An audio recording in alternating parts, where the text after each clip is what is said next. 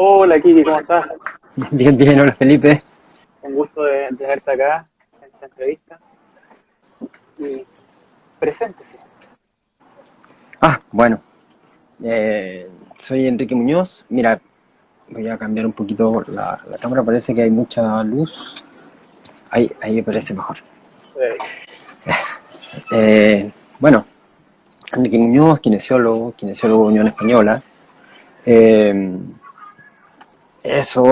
me dedico al área deportiva hace bastante tiempo. He realizado distintos posgrados en busca de especialización y bueno, disfrutando de lo que por suerte puedo hacer, que estar en mi área y poder desarrollarla. Genial, genial. Bueno, vamos. Un saludo también aquí que nos pide Luis Javier. Muchas gracias por esta respuesta. Bueno, primero que todo, este es un tema que es como creo que tiene poco énfasis, pero la verdad tiene mucha relevancia. Y me gustaría partir con qué es lo que es el reintegro deportivo. Que si puedes definir un poco eso. Ya, bueno, vamos a meternos de lleno en lo que es el tema. Acá en Chile se conoce como reintegro deportivo a la fase donde se busca que el deportista pueda integrarse nuevamente a su grupo o a su actividad deportiva. A mí me gusta más llamarlo como readaptación, ¿ya? Que en el fondo, ¿por qué readaptación? Porque cuando un futbolista o un deportista X se lesiona, este deportista que ya lleva mucho tiempo trabajando en su actividad, ya generó ciertas adaptaciones que le permiten estar desenvolviéndose en la competencia. Ahora, como ya hay una adaptación y este se tuvo una para producto de esta lesión, hay que readaptarlo, ¿ya? Entonces la readaptación involucra todo el proceso de recuperación del deportista. Entonces el reintegro es como, para mí, es un concepto que se queda muy pequeño al lado de todo lo que hay que hacer y todo lo que hay que gestionar para que un deportista pueda volver a la competencia. Entonces, bueno. Interesante. Porque a mí también me lo habían pasado como el término, también me lo pasaron como habilitación motora, porque ahí hay un tema de profesionalismo con los colegas que choca, entonces por eso quería como definirlo. ¿También se puede denominar como habilitación motora? Sí, podría ser. No, mira, no lo había escuchado nunca. Lo que había escuchado antes de prehabilitación, ¿ya? Que es Sí. como la preparación de un sujeto para poder integrarse a una actividad de alta exigencia, ¿ya? Ah, Pero habilitadora no lo había escuchado, la verdad. No me voy a dar vuelta en eso, claro, pero claro. Por lo que decía, porque de una forma el rehabilitador es estrictamente para los kinesiólogos, que es su trabajo como esencia, que claro, claramente hay muchos campos. Y la habilitación entra como ahí en la dicotomía de esta palabra o de esta como, se podría decir, arista o variable de un deportista. claro. Entonces, por eso el eso. Sí. Luego, el reintegro deportivo, ¿cuáles serían sus fases? Mira, eh, esta tiene distintas fases, ¿ya? La readaptación deportiva, llamándolo así, tiene una fase principal o inicial que es la fase de aproximación, que es donde uno permite que la lesión genere su propia recuperación, ya biológica, natural. Después viene la fase de orientación, donde esa fase nosotros como kinesiólogos nos encargamos de dirigir esta lesión hacia el movimiento, ¿ya? Entonces ya el tejido ya está más en proceso de recuperación y ya este sujeto ya empieza a generar la movilidad y toda su funcionalidad de manera más normal. Luego viene una fase de preoptimización, ¿ya? Y esta es como una fase bien interesante, entretenida, que es la fase donde ya el deportista eh, sale de este proceso de orientación, entonces ya sale desde el proceso de estar solamente trabajos en camilla, básicamente, o dentro de la clínica, del box, pasa a trabajar en gimnasio. Entonces, la fase de preoptimización busca, en el fondo, empezar a potenciar otras habilidades que ya no solamente son de la lesión, sino que básicamente empezar a potenciar los eslabones débiles que este deportista haya presentado y preparar para después llegar ya a una fase de optimización. Y en la fase de optimización es donde realmente actúa el readaptador. Entonces, si bien todos estos procesos eh, hablan de la readaptación, la fase de optimización es donde en ese punto deben entrar las personas que se han especializado para poder desarrollar esta fase, que es la fase donde ya empiezas desde el gimnasio a pasar a trabajo de campo o independiente del deporte que esté. Ya empezar a trabajarlo con una visión hacia la competencia. A mí me gusta decir siempre hacia la competencia, no hacia el entrenamiento, porque eh, nosotros trabajamos con deportistas y buscamos que estos tengan un desarrollo profesional en ello, ¿ya? Entonces, ellos se van a desarrollar no entrenando, se van a desarrollar, entiéndase bien, compitiendo, que es por lo que les pagan, que es por lo que ellos viven y por cuáles son los logros en el fondo y objetivos que son los que buscan. Así que la orientación al trabajo de optimización va hacia la competencia. Así que, y esas son las fases. Después, dentro de la fase de optimización, hay una fase última que uno podría tomar, que es la fase de seguimiento, ¿ya? Y en una fase de seguimiento, el deportista ya está en competencia, ya está en su ambiente, pero nosotros ocupamos ese momento, ese seguimiento para realizar todos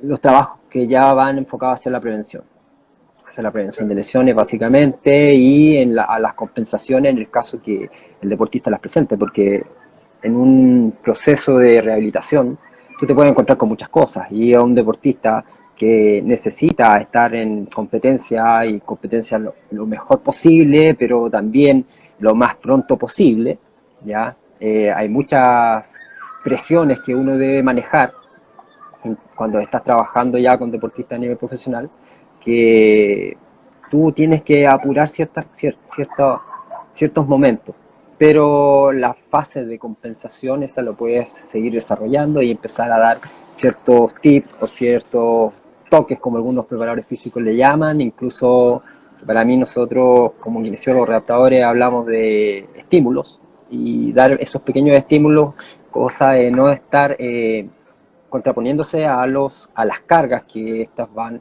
a generarse a través del entrenamiento y la preparación hacia la competencia. Entonces, eso más o menos lo que engloba todo lo que es la readaptación y lo que hace un readaptador. Mira, esas múltiples variables que hay que mantenerlas y tenerlas en cuenta.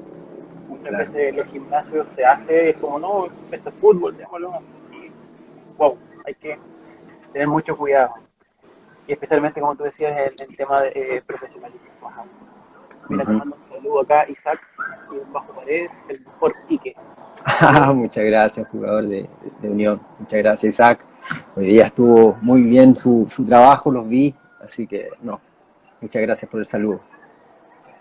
Jocelyn Aprove Watts, saludos. Dale más, si quieres hablar. No, sí, aprovecho de saludar por ahí vi a Francisco Pastel, un colega que trabajamos juntos hace unos cuantos años atrás, en mi paso por Magallanes, así que le mando un saludo afectuoso. Seguimos, si bien ya no estamos en el mismo club, pero la amistad se mantiene, así que un abrazo fuerte para él también. ¿Cómo es la comunicación con los preparadores, el técnico, con este tema del reintegro deportivo? Eh, ¿Cómo se van comunicando, dando esa énfasis a que de una forma el deportista todavía no está listo o de repente la apresura los procesos para decir que tiene que jugar? ¿Cómo es esos momentos? Mira, la comunicación con el preparador físico y con todo el cuerpo técnico debe ser así, muy íntima. ¿Ya? Hay que lograr una confianza tanto desde el área médica hacia el área técnica y del área técnica hacia el área médica. Es fundamental porque ambas áreas tienen el mismo objetivo, ¿ya? Que cuando hablamos de competencia es buscar los máximos logros. Entonces, la comunicación con el preparador físico debe ser, pero a diario, estar muy al tanto del trabajo que ellos realizan, que el cuerpo técnico realiza, eh, y ellos también siempre están preocupados de qué es lo que uno va trabajando.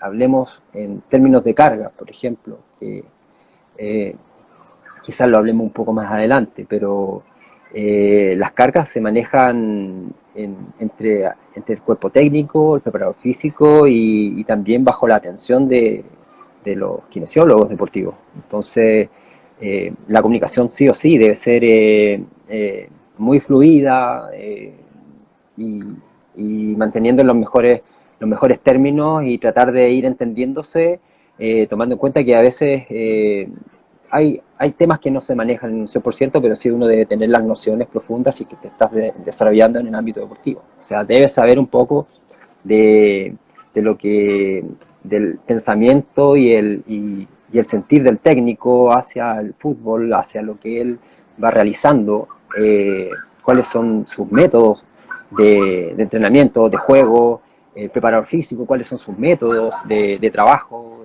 métodos de control de carga, cómo él utiliza las evaluaciones, qué es lo que evalúa, el para qué evalúa, y, y eso uno debe tener las nociones porque en el fondo tú lo que quieres es que los deportistas estén en el campo, no se nos llene la clínica. Entonces, si no te preocupas de ello, es un error bastante grave en el fondo. Entonces, hay que preocuparse de mantener esas comunicaciones, pero como dije antes, de una manera muy fluida y con plena libertad y confianza.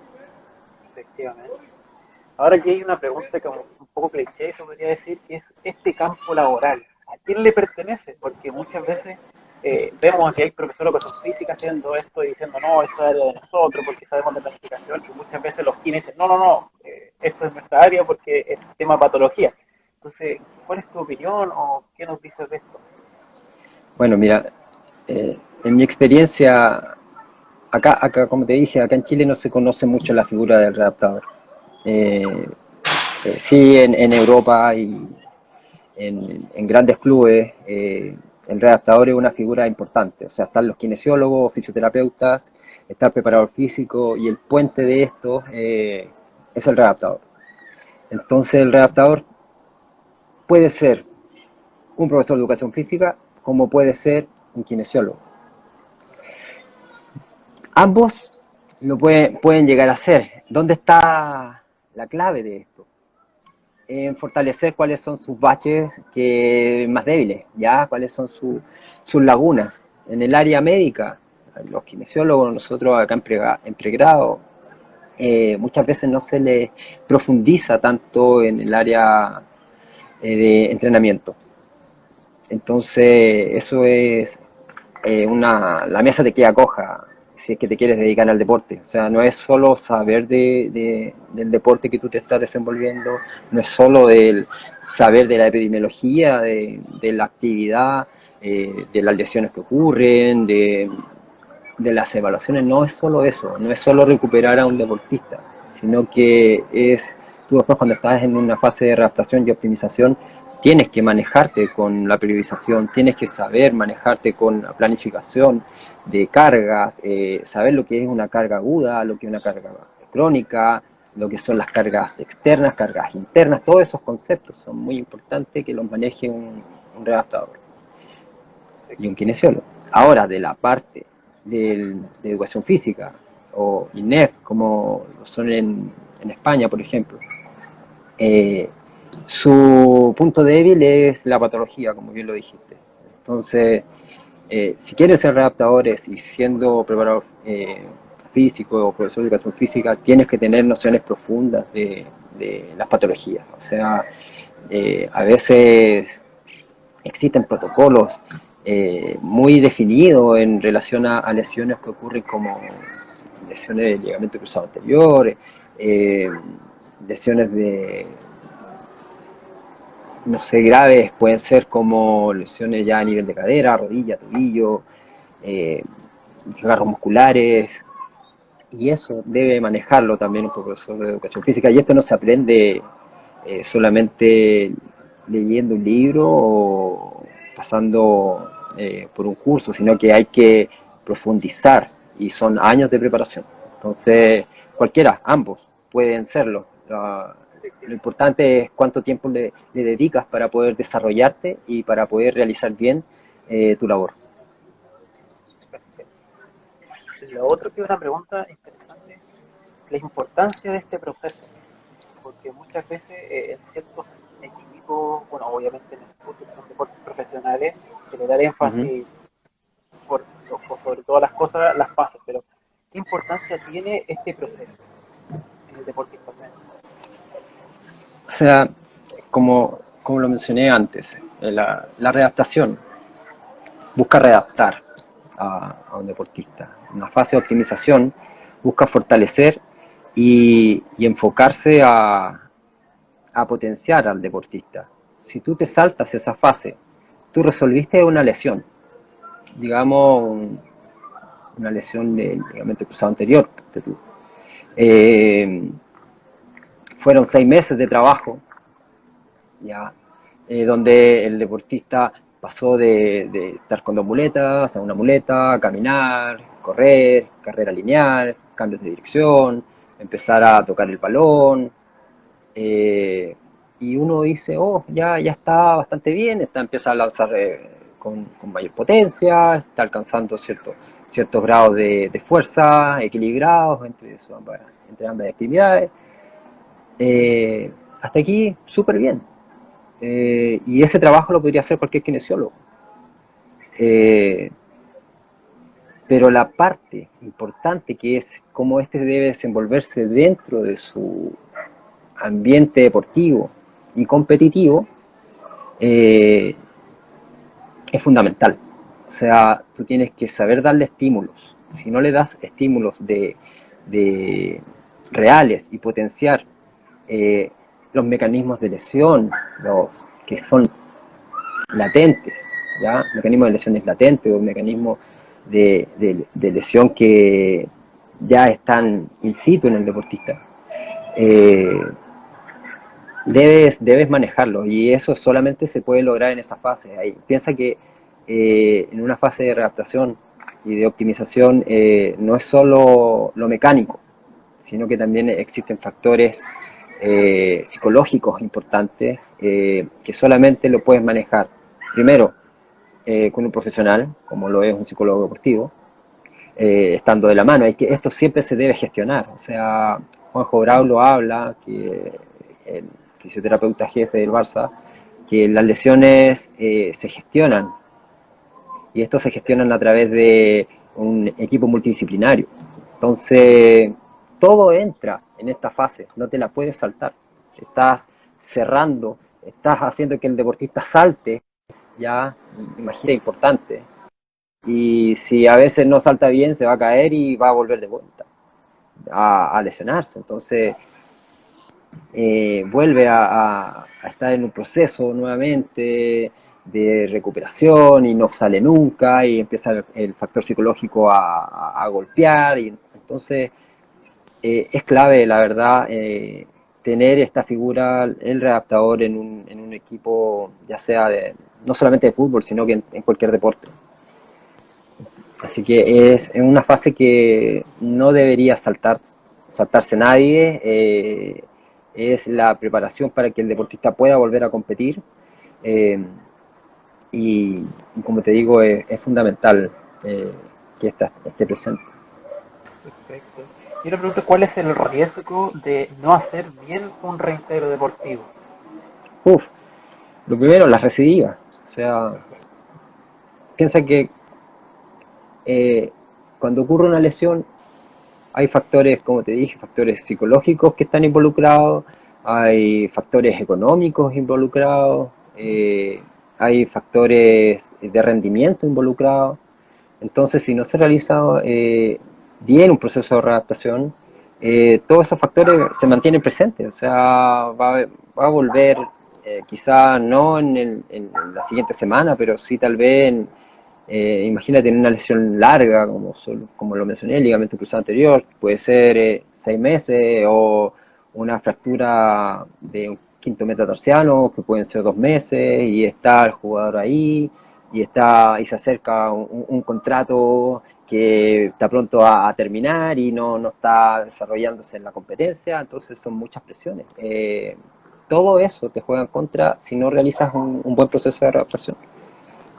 Así como a grandes rasgos, son montones de factores lo que van a afectar el no realizar bien esta fase. Importante eso. Un saludo a Ramos, paréntesis, Ramos Benic. Te mando ahí un Mm, saludo. Por otro lado, hay un tema que siempre nos preguntamos todas las personas, ¿por qué se producen las lesiones? ¿Por qué se producen las lesiones? Eso, bueno, las lesiones son multifactoriales, ¿ah? Y tal vez si uno se queda en la casa y no hace nada, te aseguro que probablemente te puedas lesionar igual.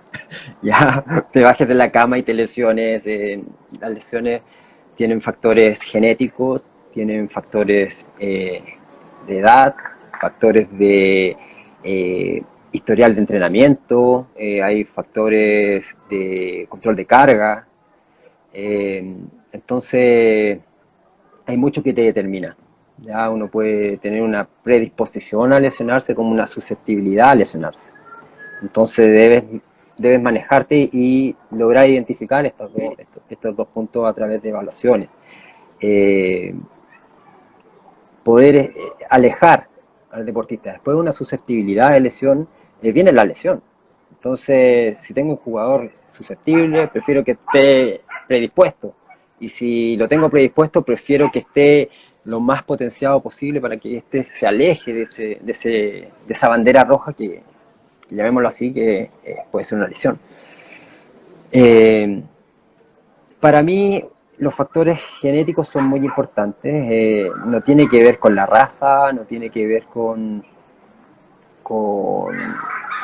no sé, que fuiste más chico, más grande, más gordo, más flaco, sino que estamos determinados genéticamente a través de el ADN. ¿Ya? Los deportistas y nosotros venimos con un cierto ADN que nos va a hacer eh, tener una mayor predisposición a lesionarnos a nivel muscular, a nivel ligamentoso, a nivel tendíneo.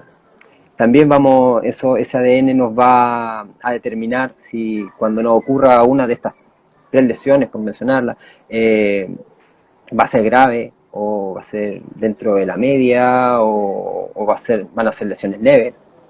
Y también va a estar determinado si estas lesiones leves van a tener un largo periodo de recuperación o un corto periodo de recuperación. Lo mismo si son graves, si van a tener un largo periodo o corto periodo. Entonces, el factor genético hoy en día se puede determinar. Existen laboratorios especializados que pueden entregarte esa información, no acá en Chile, pero sí afuera los grandes clubes, eh, las grandes federaciones deportivas las utilizan y están en ese nivel de trabajo para poder prevenir lesiones. O sea, no es solo estar haciendo trabajos de core, sino que hay estudios más profundos hacia el deportista para poder evitar estas lesiones. Entonces, volviendo un poco a la pregunta, las lesiones van a ocurrir por múltiples factores. Eh, y hay que intentar buscar tus propias estrategias de acuerdo a los contextos que, que se presentan en tu mundo donde estás desenvolviendo para poder evitarlas y trabajar en torno y luchar contra ese fantasma que es la lesión misma. Sí, porque de otra forma, si esa lesión ya se produce por ese motivo, atacarla igual va a ser el riesgo de una forma de no poder caer en reincidencia, porque se supone que las reincidencias, si lo hablamos un poco más frío, van a ser peor por el tema de que si este deportista no hace los procesos bien, teniendo en cuenta que tiene toda la semana entrenando. Entonces, siempre va a ser un riesgo. Más aún, yo no soy de alto rendimiento o no manejo esa área, pero creo que el deportista de alto rendimiento tiene que también, o sea, muchos lo entienden, creo yo, pero muchos también van y entrenan nomás, como si fuera como cualquier cosa. Sí, bueno, hay distintos autores, incluso siempre voy a recordar a Ricard Pruna, que una vez en un congreso dijo, él era una presentación sobre prevención de lesiones, y la primera frase que dice en el congreso, lleno de gente, bueno, la prevención de lesiones no existe. Así, pero ¿cómo? O sea, llegó este señor a hablar de prevención de lesiones y dice esto. Lo mismo pasa con Seirulo, que habla que la preparación física tampoco existe, y lo mismo que decía, bueno, algunos técnicos, pero la verdad son cosas que uno puede ir manejando o quizás disminuyendo los factores de riesgo, ¿ya? Y básicamente la prevención de lesiones se debe enfocar en eso, en disminuir los riesgos. Así que eh, es un proceso importante que se debe realizar siempre en el mundo del deporte, y dentro de ese proceso y la clave para poder evitar y alejarnos de las lesiones son las evaluaciones. Ya, una buena evaluación, ya sea a nivel del entorno, ya a nivel global, y evaluaciones que estén enfocadas hacia lo individual, eh, sí o sí te van a generar disminución en el número de incidencias de lesiones. Sí o sí, al menos en mi experiencia lo he visto, en la experiencia de otros profesionales que se han dedicado a realizar un trabajo de forma seria en términos de prevención de lesiones, también lo han logrado, y no necesariamente necesitas grandes herramientas, tecnología, ni, ni tampoco grandes sumas de dinero para poder generarlas, sino que es con lo que tengas. Vuelvo a lo que dije anteriormente, de acuerdo a tu contexto y el contexto del deportista, tú manejarte y tú ver la estrategia y buscar esa estrategia para que ese deportista pueda alejarse de las lesiones. Esto tú debes evaluar en un inicio, debes evaluar en 2 meses, debes evaluar en 4, en 6, debes evaluar todo el proceso que es realizado en temporada, porque todo esto es dinámico. Tú debes pensar que no basta un solo procedimiento, tú tienes que ser dúctil ya con las cosas y las situaciones que van ocurriendo. Por ejemplo, hoy en día la competencia del fútbol profesional está muy apretada, o sea, y se viene mucho más. Incluso en noviembre, diciembre va a ser el terror, donde van a haber incluso dos partidos por semana, 3 partidos, quizás, pero y te tienes que mover y te tienes que buscar estrategias diversas para poder tratar de manejar tu equipo en lo más alejado posible de las lesiones. Perfecto. Y ustedes como reintegradores, ¿cuáles son las evaluaciones que tú recomiendas hacer, más o menos? Nómbrame algunas que podamos compartir. Mira, bueno, primero, no somos reintegradores, o sea, una de las... Tú conoces mi Instagram la intención de mi Instagram es difundir un poco lo que es el readaptador deportivo, y somos readaptadores, y, y todo el proceso no es reintegro, sino que para mí es una readaptación. Entonces partamos por ahí de que somos readaptadores, y como readaptadores, ¿cuáles son las evaluaciones que realizamos? Bueno, va a depender si me preguntas así como en lo personal, te puedo mencionar algunas, pero también te podría responder en términos globales. si estuviéramos en otros deportes.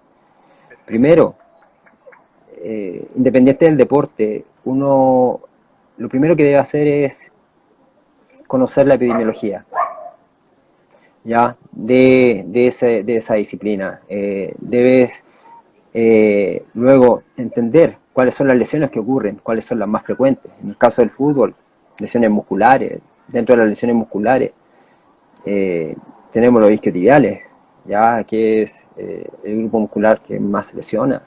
Luego tenemos aductores, cuádriceps, tenemos lesiones de tobillo, luego lesiones de rodillas. Si bien las lesiones graves no son más por ejemplo, un último estudio del 2019 de la UEFA, que hicieron un seguimiento desde el 2001 al 2017, 16 años de estudio y observando lesiones que ocurrían en el fútbol. Las lesiones graves no son más allá del 1 o 2% de todas las lesiones musculares en sí engloban un 35%, y de ahí todas las demás. Entonces, debes conocer qué es lo que ocurre, cuál es el contexto en términos de lo que puede llegar a afectar a tu grupo o a tu deportista. Después de eso, conocer eh, cuántas lesiones son las que están ocurriendo, cuál es el problema que está repitiéndose, ¿ya? En este deportista individual o a nivel global, como en el caso del fútbol. Ya que tienes eso, ahí empezar a actuar. ¿Ya? O sea, ya sabes que a lo mejor en tu grupo se están lesionando más a nivel muscular o se están lesionando más a nivel ligamentoso. Entonces, en base a eso, vas a dirigir tu evaluación, porque no sacas nada de generar una pauta de este tamaño, un listado de evaluaciones, si después no vas a poder gestionar todos los resultados. Nosotros tenemos un número de evaluaciones muy acotado, que lo que buscamos es evaluar cómo se está moviendo el deportista, la calidad de movimiento, ¿ya? Evaluar la velocidad, la agilidad, evaluar la fuerza y evaluar rango, que está dentro del movimiento también, pero ya algo más analítico, que nos enfocamos en este caso en el fútbol, el tobillo y cadera. Y eso son las evaluaciones. No, como ves, no son muchos ítems que uno debe empezar a desarrollar, porque si no el trabajo se te vuelve muy complejo poder realizarlo, porque no es solo evaluar. O sea, yo creo que cualquier persona puede evaluar, cualquier persona tú la entrenas y evalúa, pero no todas las personas hacen los informes, no todas las personas son capaces de hacer el análisis de los resultados. Para eso tiene que haber otro entrenamiento más profundo. Entonces, y ahí es donde está el trabajo real. Entonces, debes dirigir hacia ese lado las evaluaciones. Luego de las evaluaciones, bueno, tienes que intervenir. No sirve de nada tampoco haber realizado las evaluaciones, haber realizado los análisis, si después no vas a intervenir y dejas todo eso en carpeta, y, oye, te quedó bonito el informe, pero ¿para qué sirve? Tienes que intervenir. Y después, bueno, después de que intervienes, que es lo que comentábamos también, debes volver a evaluar. Evaluar cómo estás generando, cómo que se está desarrollando esa intervención, está dando resultado o no. Y, y debe, en el fondo, trabajarlo de ese modo. Perfecto. Así que, ¿Me escuchas bien? sí, yo te escucho bien. Ah, perfecto. No sé si ustedes me escuchan bien. ¿Cuáles son las patologías que son más comunes en el fútbol? Bueno, mira, las lesiones más comunes, hablamos de las lesiones musculares. Ya mencioné los desgarros musculares, distensiones, edemas musculares a nivel de isquiotibial, luego aductor, cuádriceps, gemelo, sóleo. Después te puedes encontrar con las lesiones a nivel ligamentoso, esguinces de tobillo, esguinces de rodilla, lesiones graves, lesiones de cruzado anterior, fracturas, fracturas por estrés, como son a nivel del quinto metatarsiano, que es bastante frecuente en futbolistas. Eh, Frecuente en términos de que ocurre, ¿ah? No frecuente en términos de que sí, todos los años ocurren lesiones del quinto metatarsiano, no es así, pero sí eh, en este deporte ocurren bastante estas lesiones en relación a si tuviéramos que ver deportes como el ciclismo, por decir algo, ¿ya? Eh, por suerte, no sé cómo ha estado en otros clubes, pero no solamente en términos de estudios, sino que también por mención del día a día de muchos futbolistas, las pubalgias han disminuido bastante en general. O sea, yo creo que los protocolos que se han integrado en términos de prevención en el fútbol a nivel mundial han estado dando bastante resultado en términos del manejo de esta patología que antiguamente era bastante frecuente y era como el fantasma del futbolista. Eh, el trabajo de la zona media, yo creo que ha ayudado y es un factor que ha hecho alejarse un poco de esta patología que es compleja porque las pubalgias también son multifactoriales.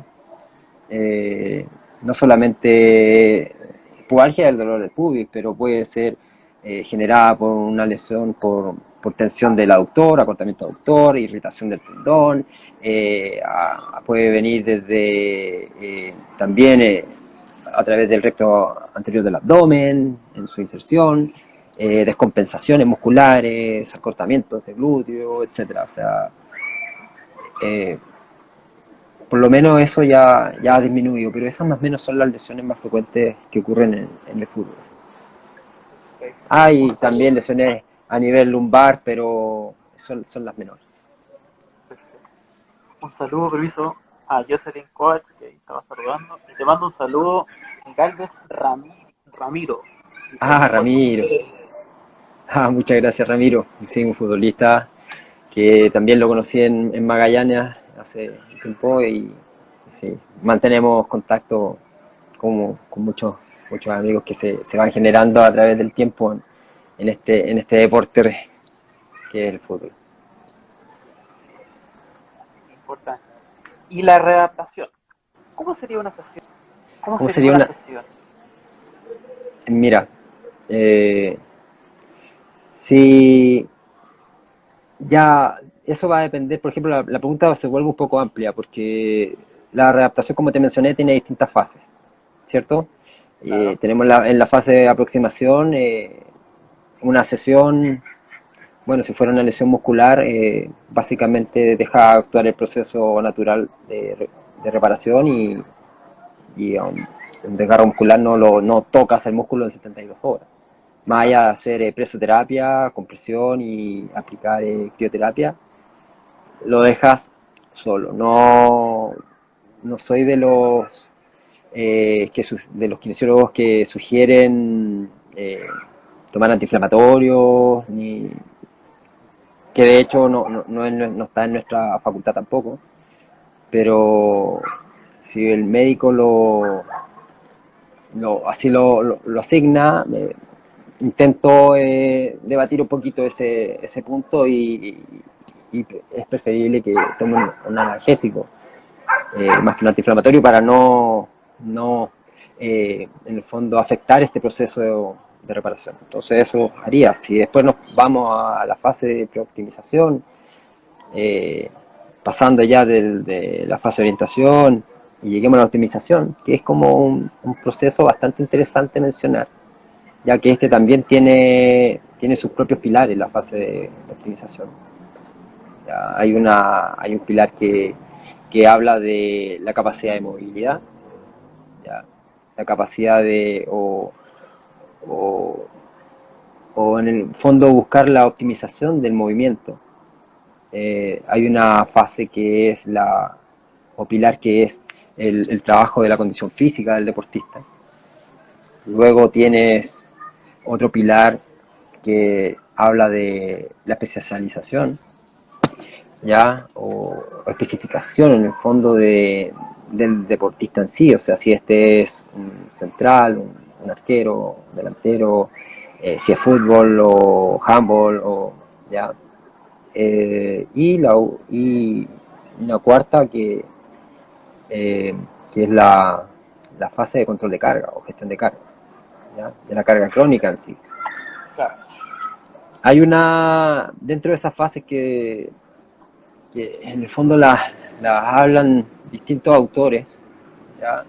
Hay una que yo me preocupo mucho de incluirla, que no está descrita, pero que sí que es el manejo, el control de los factores de riesgo o mecanismo de lesión. Entonces, Perfecto. ya teniendo eso como, como claro, pensemos que estamos en un proceso de optimización. Eh, el día a día llegó el jugador, si hay una lesión muscular, primero seguir tratando el tejido blando, ¿ya? Hay que preparar el tejido blando, pasa a la camilla, sueltas, activas, dependiendo de lo que tú necesites, ya activarás la musculatura que pienses que esté un poco inhibida, con electroterapia si es necesario, punción seca si es necesario. eh, Luego de ese trabajo muscular de tejido blando, que siempre debe estar presente, debes realizar una activación metabólica, ya sea con cicloergómetros o elípticas o trote en campo, eh, y luego te lo llevas al gimnasio también dependiendo tú lo que busques.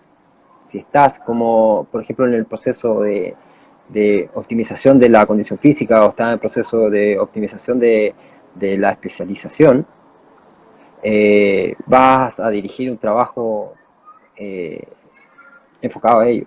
Eh, si no es así y ya estás más enfocado hacia el control de carga, bueno, te lo llevas al gimnasio, siempre activación de la zona media, siempre. Ya, como el control y manejo de tejido blando, siempre activación de zona media. Al menos dedicarle unos 10 minutos de eso. Ya, con distintos ejercicios, buscando desde lo analítico a lo dinámico, desde lo simple a lo más complejo, eh, buscando la activación de grupos musculares estabilizadores, eh, y luego generar una transferencia, porque si ya activaste y ya le dijiste a ese organismo que tiene que estar preparado para una acción, bueno, el deportista debe realizar la acción para Claro. que en el fondo esté claro el proceso. Después de eso, te lo llevas al campo y también va a depender de qué es lo que busques, cuál es tu objetivo de trabajo en el campo. Eh, si es, por ejemplo, dentro de tu objetivo está en una fase de acumulación, y estás dentro de esa fase, estás trabajando la fuerza, vas a dirigir tu trabajo en el campo hacia ese factor. Trabajar la fuerza, pero trabajar la fuerza ya dentro de un contexto de competencia, dentro de un contexto de, de acciones que el deportista va a realizar en una situación normal en cancha. Entonces preparas distintas postas, eh, haces distintas figuras, trabajas con distintos elementos que te vayan a desarrollar actividades que generen fuerza y de inmediato realizar la transferencia de ellos. Y siempre controlando la carga, o sea, tú debes saber de partida cuántos son los metros que tu deportista va a recorrer en ese trabajo en campo. Ya van a ser 90 metros, va a trabajar 100 metros. No hablemos en lo lineal, sino en lo global, ¿ya? Porque una posta puede tener 30 metros como puede tener 7 metros. Pero en sumatoria de todo, esto te va a generar un volumen. Entonces, de eso, además tienes que tener claro el tiempo de trabajo. ¿Cuánto tiempo de actividad tú le vas a, a, a introducir a ese trabajo? ¿Ya? ¿Qué es lo que le vas a exigir? a ese jugador para que éste pueda desarrollarse eh, y tener claro también los tiempos de reposo. Si ya lo tienes claro, eh, ya la figura está casi hecha, pero siempre enfocarse en qué es lo que buscas. Si buscas fuerza, buscas trabajo de potencia, buscas trabajo de resistencia, resistencia a la fuerza, potencia aeróbica, eh, es lo que va a depender de ello. Entonces, como te digo, todo eso tiene que estar bien contextualizado, importantísimo, que todo debe estar planificado un día antes por lo menos. Eh, a mí me gusta planificar ya desde el pronóstico, ya si una lesión muscular tiene entre tú 5 centímetros y cuál va a ser la zona, si es una zona que está involucrada el tejido conectivo o es solamente vientre muscular o solamente algo más superficial a nivel de fascia, tú ya puedes tener un pronóstico. Y ese pronóstico va a pasar desde 15 días, 21 días, 4 semanas, 5 semanas. Entonces ya tienes más o menos claro todo ese periodo y ahí debes planificarlo. Ya debes saber lo que vas a hacer en la primera semana como ya lo que vas a hacer en la última semana. Entonces, y eso el jugador lo sabe. Piensa que los deportistas son personas inteligentes, personas que tú no puedes llegar e improvisar algo, porque se dan cuenta rápidamente. Y lo primero que debes lograr con un deportista es la confianza del trabajo. ¿Y cómo logras la confianza? Siendo profesional. Y darle tiempo y dedicarle. Si estás con un jugador, solamente existe ese jugador.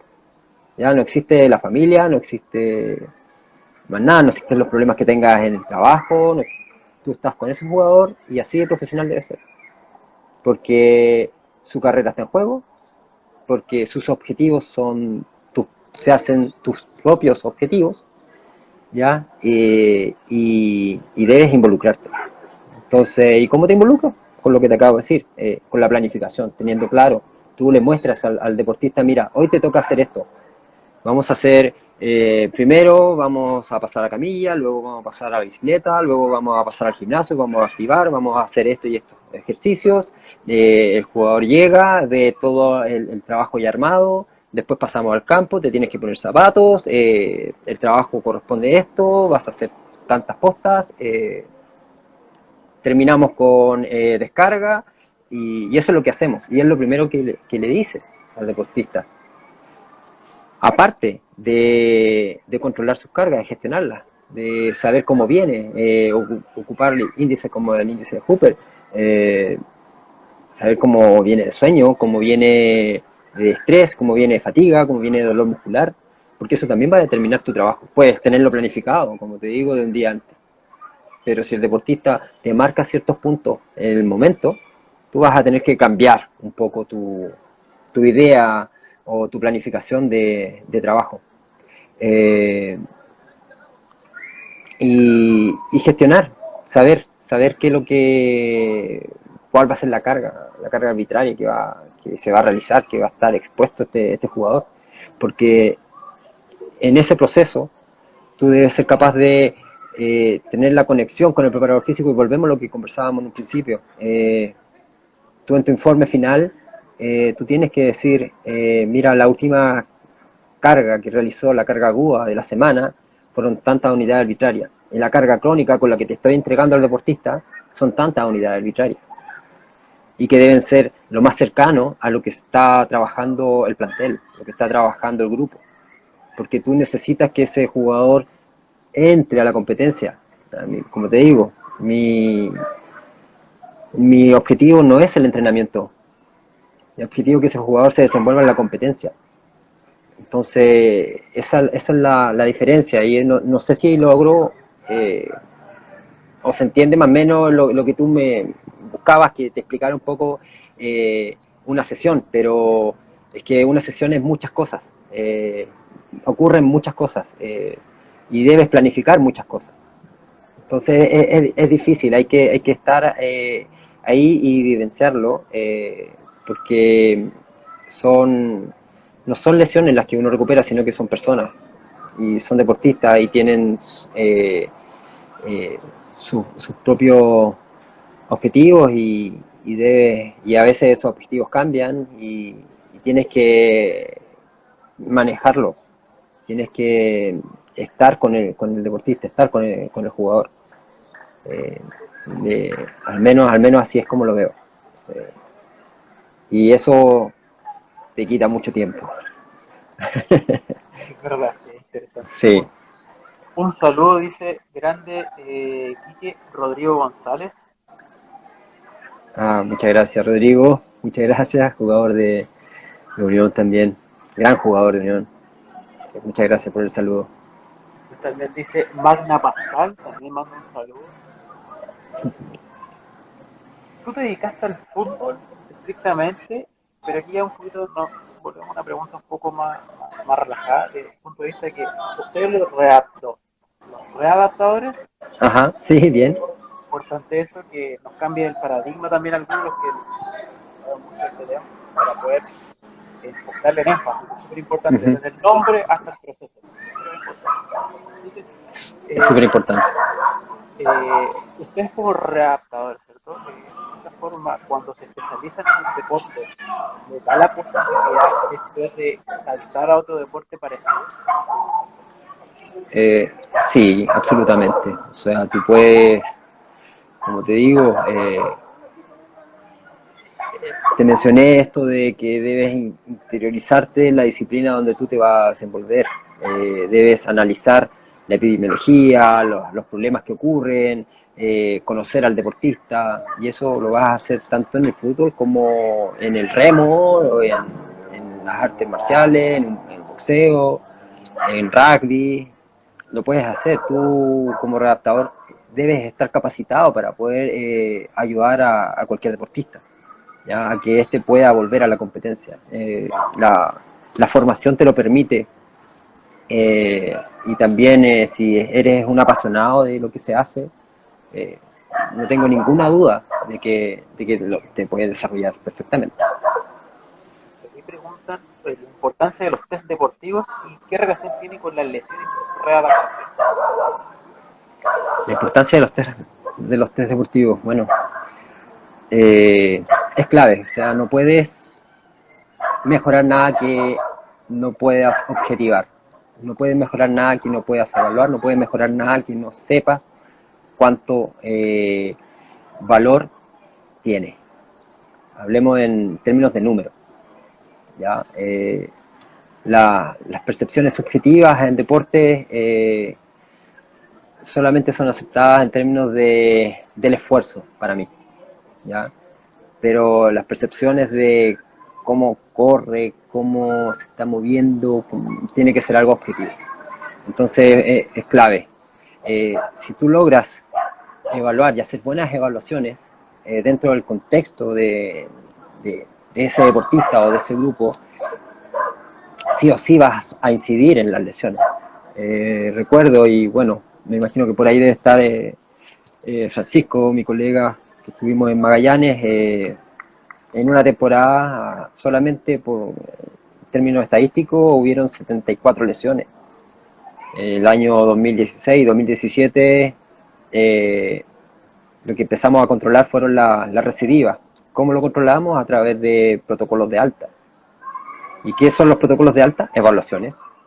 Evaluaciones que te permitan, en el fondo, saber si el deportista está o no está apto para la competencia.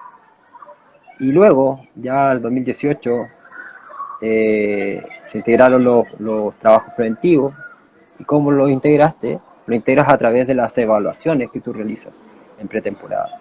Entonces la evaluación siempre va a estar presente. Eh, no puede no estar en una planificación. Entonces sí o sí te va a te va a bajar los números. O sea, imagínate, te hablo del 2016, 74 lesiones, a que bajen a 14 el 2018. Es que las evaluaciones sí funcionan y la prevención también. Entonces es cosa de creer en tu método, de buscar la forma de darle la lucha a las lesiones y conocer el contexto. Ahora estuvimos, por ejemplo, el contexto de pandemia. Las evaluaciones tienen que enfocarse dentro de lo que está ocurriendo. ¿Ya? No voy a hacer las mismas evaluaciones que hice en la temporada pasada. Voy a hacer evaluaciones que tengan que ver con el contexto actual. Y, y así es como, a mi parecer, debería funcionar. Aquí, por ejemplo, ¿qué evaluación utilizas tú? Hacemos o te pregunto yo de una funcional, por ejemplo. ¿Cuál es una evaluación que tú utilizas mucho, por ejemplo, y que te ha dado resultados como profesional, al fin y al cabo? Mira, yo evalúo con FMS, evalúo la capacidad y la calidad de movimiento del deportista. Si bien esto te entrega un score y te habla de, de que si tiene un riesgo, un alto riesgo o no de riesgo, la verdad eso no me importa ver cómo se está moviendo. Y en base a esas visualizaciones que yo busco las descompensaciones que pueden existir y las alteraciones que pueden existir en el movimiento, ¿ya? Los grupos musculares que pueden estar involucrados. Eh, Esa es una, y también me gusta evaluar la zona media con acelerometría.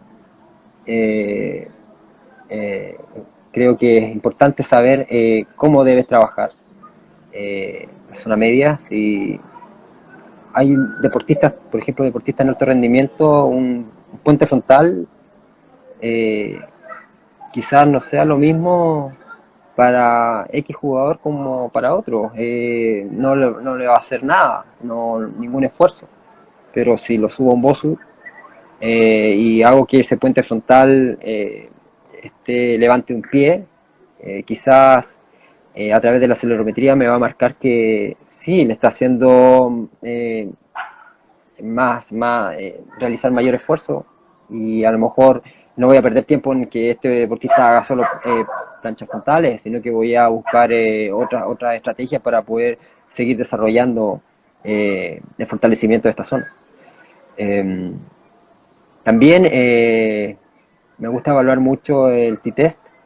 Eh, Me gusta porque creo que es importante saber y conocer cuál es la calidad de la técnica de carrera y la técnica de freno del deportista. Hay otros test como el Agility Pro que también te podría permitir, pero es con menor metro, entonces casi me permite solo ver la capacidad de freno lateral. No así el T-Test que me permite ver otras situaciones que pueden estar generando alteraciones en la carrera y en el freno al jugador. Y eso, encuentro que es interesante evaluar la carrera lineal de 40 metros, eh, evaluar el lunge, la dorsiflexión de tobillo, antes de toma. Eh, bueno, esas evaluaciones, que en el fondo buscar como la forma de que una herramienta te pueda entregar el máximo de información. ¿Ya? Yo creo que eso es lo que, si, si me preguntaras cuál es la evaluación que yo podría sugerir y que nos falte, te diría eso, que la evaluación que no te debe faltar nunca es aquella que te pueda entregar el máximo de información con el menor tiempo. Te mando un saludo, profesora Claudia. Ah, gracias. Por otro lado, preguntan el test de RAST. El test de Rust. Sí. No, en este minuto no le podría responder, no lo conozco. Si quizás me lo pueda describir un poco y probablemente Rápidamente. me haga memoria. Así que, bueno, eso es lo interesante esto porque de otra forma, si no, bueno, en todos los aspectos hay que evaluar y contrarrestar para después si vamos mejorando o estamos estancados o saber si realmente no estamos haciendo nada. Por eso Uh -huh. la evaluación. Y lo otro, lo que tú dijiste al principio, hay que saber evaluar en función a la necesidad o a las diferencias que hay, porque en el fútbol claramente hay deportistas que son el arquero, que no, a lo mejor no va a tener la misma evolución que el delantero, por la necesidad de las cargas, etcétera. Y tal vez ahí los trabajos con diferencias van a marcar la diferencia, ¿no?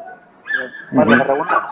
Sí, sí. Entonces, ahí tú, por ejemplo, cuando se habla de esto de la rehabilitación, perdón, es cierto, el Readaptación. proceso donde se Ujú. vuelve que el deportista puede volver a funcionar y luego viene la readaptación, los trabajos van a pasar automáticamente a la cancha con los demás del equipo, con los demás compañeros. Eh, no, la verdad tú haces un proceso de, como te dije, los pilares de la optimización, la última fase de la readaptación. Eh, Tú ya llegando a la fase de control y gestión de carga, eh, que eso no es que eso puede tomar un tiempo, puede tomar 2 semanas, como puede tomar 3 semanas, como puede tomar una. Después de eso, pasas a una fase que se llama trabajo mixto. Y el trabajo mixto tú lo planificas junto al preparador físico. Muy bien. Entonces, ya ahí ya está en pleno contexto de entrenamiento, ya está con todo el grupo, realiza en un inicio un cierto porcentaje de las actividades o tareas que están determinadas en la sesión de entrenamiento. Eh, Luego tú lo tomas y haces, vas fortaleciendo ciertos aspectos que lo que te comentaba, el seguimiento, ¿ya? Buscar fortalecer los eslabones débiles, continuar observando e intentando optimizar al máximo a ese jugador.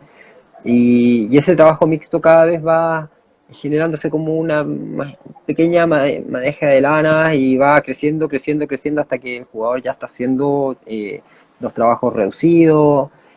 Tú más que realizar después trabajo en campo, lo que haces es llevártelo la, a la clínica y hacerle descarga, prepararlo, porque ya tu foco, más que la rehabilitación y readaptación y optimización, es la recuperación. Entonces tú trabajas para recuperarlo. O sea, el entrenamiento se debe basar hacia la recuperación del sistema para que éste pueda al otro día volver a dar el 100. Entonces, ese trabajo tú ya lo empiezas a manejar. Llega el minuto que el preparador físico te dice, oye, ¿cómo lo ves tú? Mira, yo lo veo tal y ¿cómo lo ves tú? También lo estoy viendo y está funcionando. Entonces, ahí ya queda a criterio el técnico si lo llama, o lo cita o no lo cita al siguiente partido. Entonces las cargas ya están asimiladas con el grupo y el jugador además, no sé, me gusta manejar un test de confianza post alta, que en el fondo el jugador te indica en qué porcentaje está de él, cómo se siente para poder enfrentar la competencia. Entonces, y ahí está, le das alta. Claro. Y ahí eh, esperar que en el siguiente partido haga tremendo golazo y que termine bien y tú feliz eh, de ver el fruto de tu trabajo. Entonces, eso es como cómo se cierra todo ese proceso. Ese ciclo. Bien, Enrique, estamos finalizando. Estuvo muy entretenida la conversación, interesante. Así que de su Instagram para que puedan seguirlo. Cualquier ¿No? pregunta, no lo sé, si alguien quiere hacerlo por interno. Sí, sí, siempre voy a estar abierto, dispuesto a contestar cualquier pregunta a través de Instagram, eh, kinesiólogo.quiquemunoz. Converso con muchos fisioterapeutas, gente de España, de México, de Argentina, gente que vamos compartiendo información y vamos siempre creciendo en el fondo. Así que ahí está Gustavo, un gran amigo, kinesiólogo. Actualmente juntos hicimos nuestro máster en readaptación allá en España y él hoy en día se desarrolla en el tenis. Así que un gran saludo a Gustavo. Así que bueno, pueden contactarme cuando gusten y aclarar dudas o si quieren debatir también algún tema, también lo pueden hacer siempre con, con el merecido respeto que todas las personas se merecen y lo merecen. Así que, bien. Mira, un saludo aquí, te mandó ese Tairo también, grande Quique.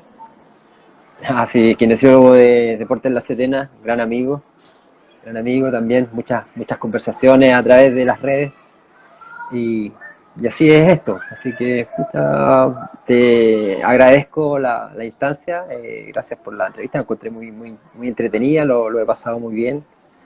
Así que nada, un saludo tremendo a todos nuestros amigos, a los que estuvieron y los que quizás a través de las grabaciones puedan ver lo que hemos conversado. Muchas gracias, Quique, por esta tremenda entrevista y un saludo a todos los que nos vieron y los que nos van a ver, obviamente. Dejarte cordialmente invitado para alguna otra entrevista que salga por ahí, por Grupo Oficio. Y Sí, claro. de verdad, tremenda discusión, tremenda entrevista, muchas gracias. Y nos estamos viendo. Sí, que estén muy bien, saludos a todos por allá. Igual y éxito también en tu trabajo, que vaya excelente. Así que me despido. Y a todos, chao, chao. Muy bien, chao, chao, gracias.